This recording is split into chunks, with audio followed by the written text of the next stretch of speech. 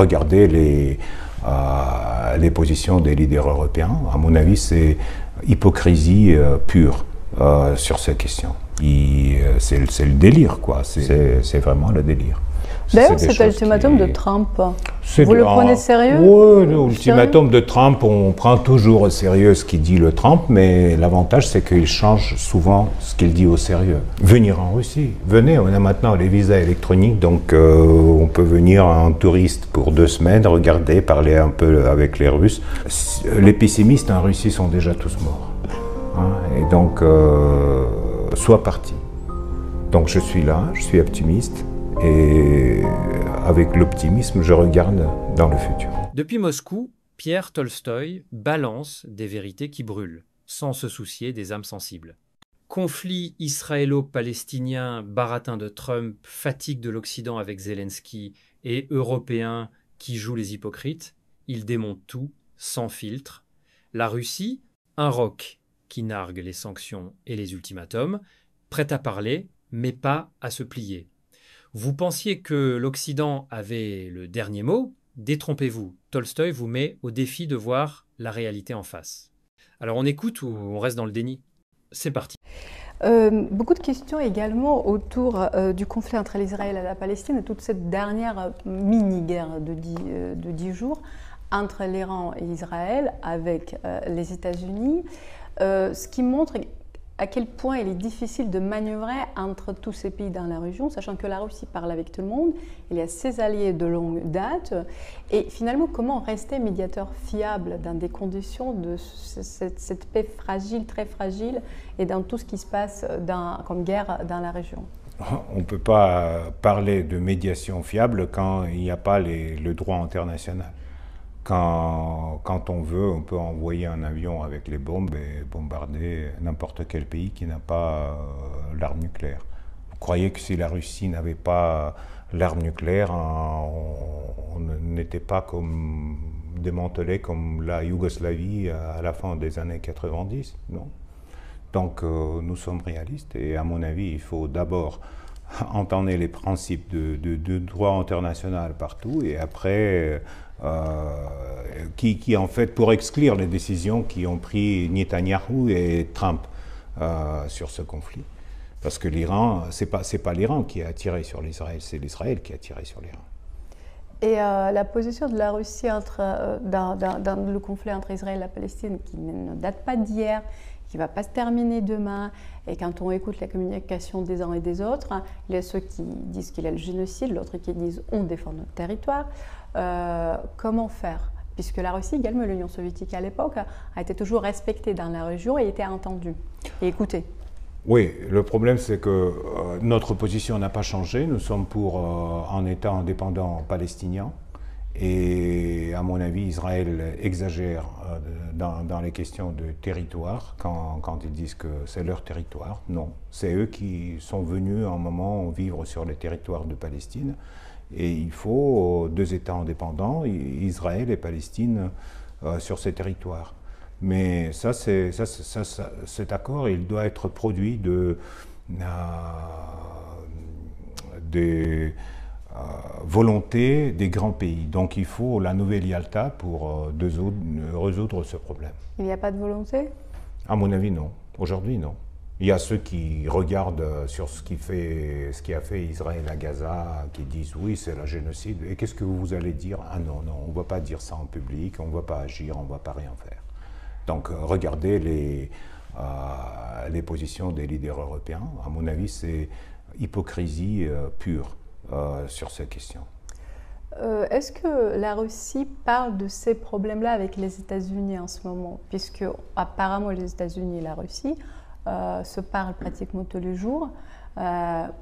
Comme a dit Trump, il était impossible, c'est-à-dire il croyait que c'était possible de terminer la guerre en 24 heures, 6 mois plus tard, et c'est très bien que c'est beaucoup plus difficile. Mais il y a beaucoup de sujets et il ne peut pas ne pas parler à la Russie. Est-ce que pensez-vous qu'ils se parlent? Oui, à mon avis, il y a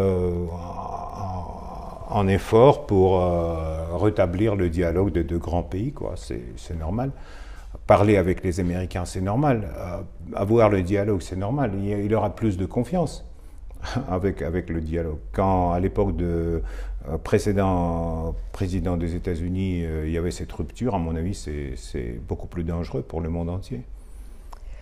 J'ai reçu beaucoup de commentaires suite à la vidéo, l'une des dernières vidéos que j'ai faites sur notre chaîne du dialogue franco-russe, juste après l'appel d'Emmanuel Macron à Vladimir Poutine. Et la question la plus fréquente n'était pas de quoi il s'agissait, parce qu'on a vu les communiqués, certes c'était très formel, mais quand même. Mais pourquoi Poutine a répondu? Et ma question serait, la dernière fois, l'été dernier, quand on s'est vu, je vous ai posé la question, est-ce que demain, si vous rencontrez Emmanuel Macron, qui est encore président de la France, est-ce que vous avez quelque chose à lui dire? Vous avez dit non. Est-ce que c'est toujours le cas? Et pourquoi finalement Vladimir Poutine a répondu? Vladimir Poutine a répondu parce que Vladimir Poutine est un homme politique très poli et très attaché à des traditions de communication internationale délicates et polies. Donc, à mon avis, même après que Macron a publié leur entretien téléphonique, un des premiers, Macron, il passe son temps à taper le numéro de Poutine, mais cette fois-ci, il a bien tapé et Poutine a répondu, donc c'est normal. Mais sans plaisanter, oui, Poutine est quelqu'un qui est pour le dialogue. La Russie n'a jamais dit que nous sommes contre le dialogue, mais nous sommes pour le dialogue qui va assurer notre sécurité globale du pays. Et c'est le président de la Russie qui mène ce dialogue avec des autres leaders européens. Moi, personnellement, je n'ai rien à dire à Emmanuel Macron. Ni à Brigitte? La dernière fois, vous vouliez dire quelque chose à Brigitte. Là, ça a changé. Non, Brigitte, ça va. Elle fait des bons coups. Donc, pour l'instant, elle tient sa ligne. Très bien. Vous avez participé au dernier sommet des BRICS, je crois.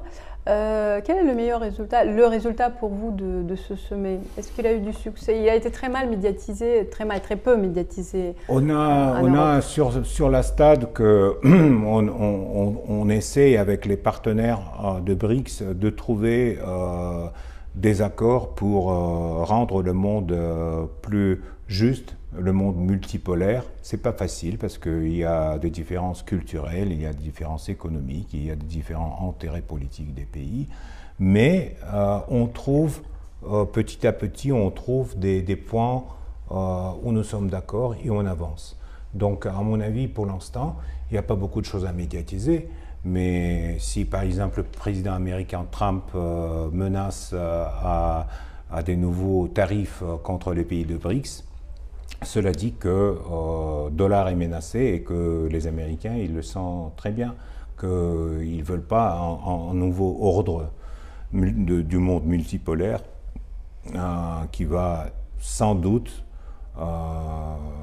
venir sur la place de l'ordre occidental.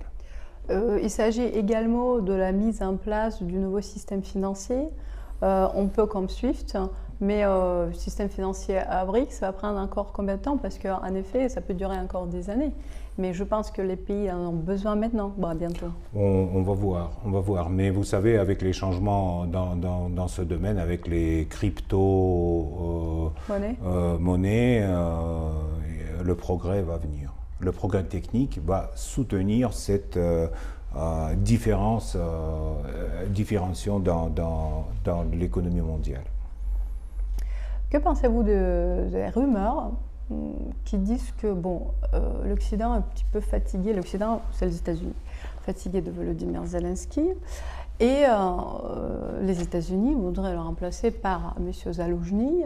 Là, j'ai lu ça selon Seymour Hersh, vous connaissez ce journaliste d'investigation connu qui a écrit ça il y a quelques jours. Est-ce que si, par exemple, imaginons qu'in fine, Volodymyr Zelensky va partir, un nouveau président ukrainien, on ne sait pas, pourquoi pas Zaloujny, est-ce que la Russie va parler avec Zaloujny? La Russie va parler avec n'importe qui sera élu de façon légitime en Ukraine. Mais aujourd'hui, M. Zelensky n'a aucune légitimité parce que son mandat est terminé. Et donc, il fait semblant d'être dictateur à la guerre. Il justifie l'absence des élections en Ukraine, mais on sait bien que dans ce système, ils ont déjà justifié le 3e tour de l'élection présidentielle à 2004, ils ont justifié le coup d'État de 2014, donc c'est un pays qui a un système démocratique n'est pas stable, et on peut avoir des justifications pour n'importe quel dictateur ukrainien. Pour nous, ce qui est primaire, c'est nos intérêts nationaux et c'est la sécurité de la Russie. Ce n'est pas la personnalité du leader de l'Ukraine. Combien de temps peut encore durer réellement l'opération spéciale? 2 ans, 3 ans. Plus? On verra bien. Ça dépend aussi des Européens. Donc arrêtez d'envoyer des missiles et ça va se terminer assez vite. On est en 2025, je me souviens même l'année dernière, à chaque fois qu'on se retrouve, on en parle, on a l'impression de toucher le fond, qu'il a des limites de provocation entre autres. Et là, c'est ma question, ça continue. Est-ce qu'on a finalement atteint quand même quelques limites déjà? Est-ce que la patience, parce que quand je lis les commentaires, les abonnés disent mais Poutine est patient, la Russie est patiente. Est-ce que la Russie va encore rester patiente quelque temps ou pas? Nous, on a l'éternité devant nous. Et les leaders politiques occidentaux, ils ont des mandats de 4 ans ou de 5 ans. Donc, c'est ça la différence. On a une autre mentalité. Et les Chinois sont encore plus longs. Hein. Plus longs que les Russes. Oui. Ils regardent les siècles en avant. Nous, on regarde les décennies, les Chinois les siècles et les Européens des heures et des minutes. Ça, c'est intéressant ce que vous dites, vu on vit à long terme en Russie, certes, mais les Chinois, puisqu'ils vivent encore plus longtemps dans cet imaginaire, est-ce que finalement, un ennemi de la Russie est quelque part la Chine à long terme? Je ne crois pas. On a des bonnes relations et plutôt. Écoutez, la Russie, c'est le plus grand pays de l'Europe. La Chine, c'est une grande puissance, mais notre climat, à mon avis, pour eux, c'est trop dur. Donc, non. Non. Il n'y a pas de rivalité au sein des BRICS avec la Chine? Non. Il y a des accords plutôt, comme j'ai dit, liés avec la différence de culture, de compréhension telle et telle. Qu'est-ce qui est la norme entre le Brésil, Inde, Chine, c'est des pays très différents. Mais on trouvera l'accord, on trouvera des compromis, on trouvera un nouveau système juste pour tout le monde.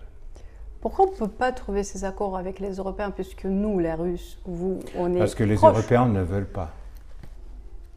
Ils ne veulent pas ni le dialogue, ils ne veulent pas comprendre. La majorité des Européens pensent que l'Ukraine c'est un pays indépendant depuis des siècles. Et donc il y a des mythes qui ont été construits par la propagande anti-russe c'est le délire, quoi. C'est ce qui se passe les derniers 10 ans contre la Russie en Europe, c'est vraiment le délire.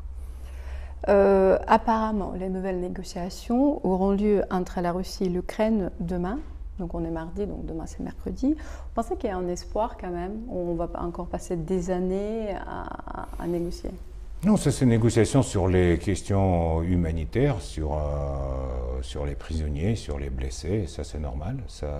Il faut maintenir cette chaîne de dialogue et de communication pas militaire, mais c'est rien à voir avec l'idée des Européens que la Russie a perdu la guerre et doit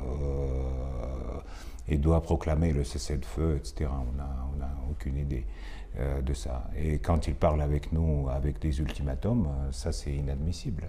D'ailleurs, cet ultimatum de Trump, vous le prenez sérieux? Oui, l'ultimatum de Trump, on prend toujours au sérieux ce qu'il dit le Trump, mais l'avantage c'est qu'il change souvent ce qu'il dit au sérieux. Donc on verra bien dans 50 jours. Mais d'après ce que je sais sur mon pays, sur mon président, aucun ultimatum n'a jamais marché pour l'instant contre la Russie.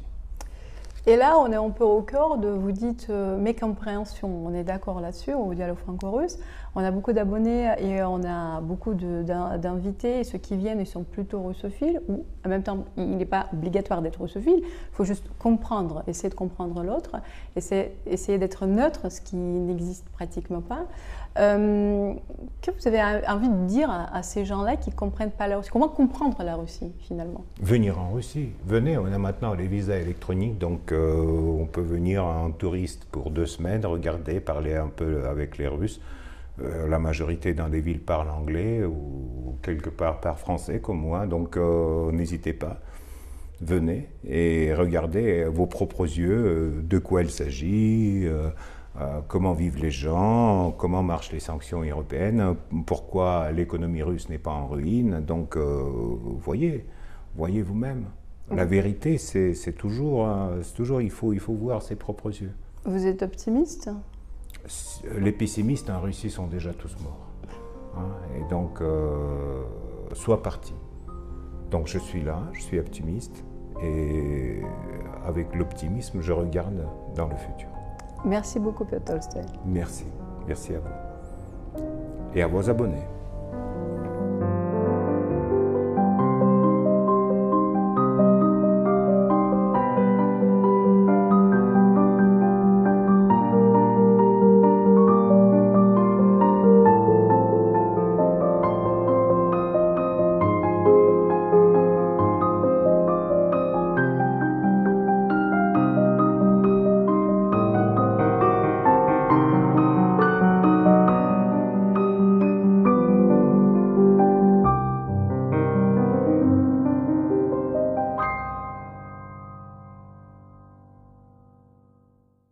Tolstoï envoie du lourd. La Russie ne bronche pas face aux gesticulations de Trump, aux Européens qui se taisent sur Gaza, ou à un Zelensky en fin de course. Pendant que l'Occident s'essouffle, Moscou trace sa route, main dans la main avec les BRICS, et rigole des ultimatums. Vous voulez savoir ce qu'est vraiment la Russie? Laissez vos journaux biaisés, prenez un visa et venez voir, ou alors restez dans votre bulle, mais ne venez pas pleurer quand la réalité vous rattrapera. Cap ou pas cap?